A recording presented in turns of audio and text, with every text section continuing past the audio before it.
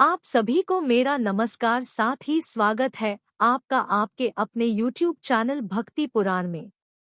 आज की इस वीडियो में हम सुनेंगे पौष माह के शुक्ल पक्ष में पड़ने वाली पुत्रदा एकादशी व्रत की कथा।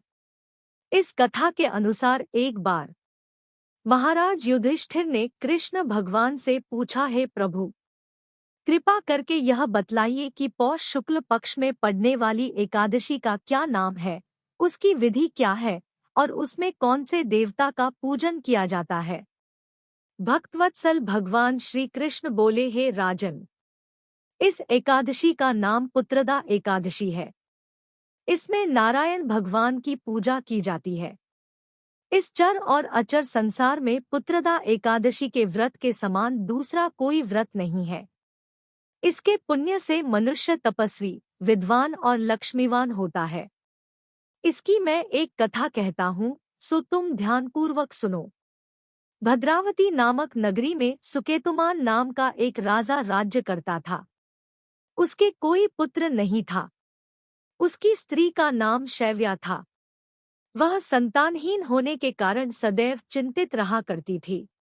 राजा के पितर भी रो रो कर पिंड लिया करते थे और सोचा करते थे कि इसके बाद हमको कौन पिंड देगा।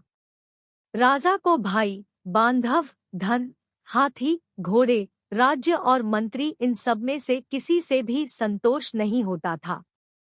वह सदैव यही विचार करता था कि मेरे मरने के बाद मुझको कौन पिंडदान करेगा। बिना पुत्र के पितरों और देवताओं का ऋण मैं कैसे चुका सकूंगा। जिस घर में पुत्र न हो उस घर में सदैव अंधेरा ही रहता है, इसलिए पुत्र उत्पत्ति के लिए प्रयत्न करना चाहिए। जिस मनुष्य ने पुत्र का मुख देखा है वह धन्य है।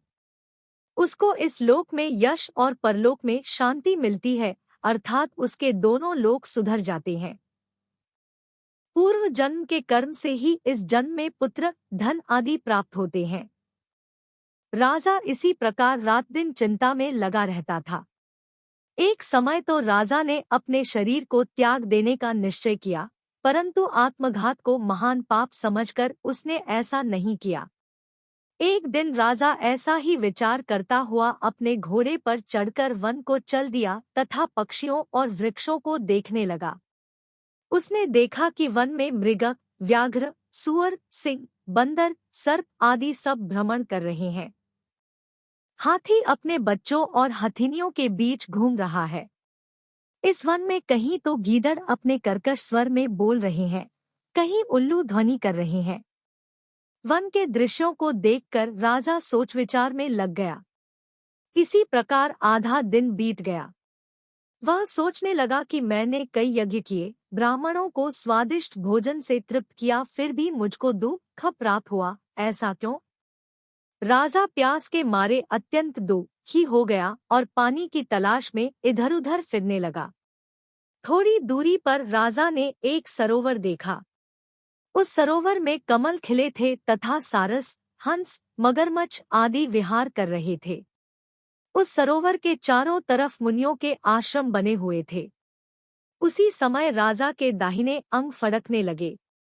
राजा शुभ शकुन समझकर घोड़े से उतरकर मुनियों को दंडवत प्रणाम करके बैठ गया। राजा को देखकर मुनियों ने कहा, हे राजन, हम तुमसे अत्यंत प्रसन्न हैं।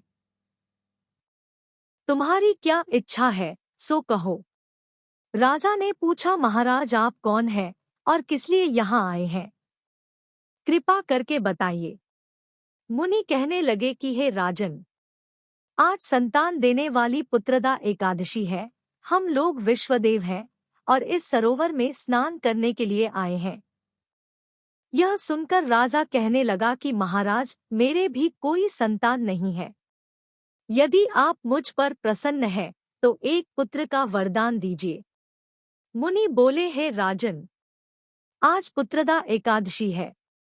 आप अवश्य ही इसका व्रत करें। भगवान की कृपा से अवश्य ही आपके घर में पुत्र होगा। मुनि के वचनों को सुनकर राजा ने उसी दिन एकादशी का व्रत किया और द्वादशी को उसका पारण किया। इसके पश्चात मुनियों को प्रणाम करके महल में वापस आ गया। कुछ समय बीतने के बाद रानी ने गर्भ धारण किया और 9 महीने के पश्चात उन्हें एक पुत्र प्राप्त हुआ। वह राजकुमार अत्यंत शूरवीर, यशस्वी और प्रजापालक हुआ। श्री कृष्ण बोले, हे राजन, पुत्र की प्राप्ति के लिए पुत्रदा एकादशी का व्रत हर मनुष्य को करना चाहिए। इसके साथ ही जो भी मनुष्य इस महात्म्य को पढ़ता या सुनता है, उसे अंत में स्वर्ग की प्राप्ति होती है। कथा अब समाप्त होती है। वीडियो पसंद आई हो तो वीडियो को लाइक और चैनल को सब्सक्राइब जरूर करें।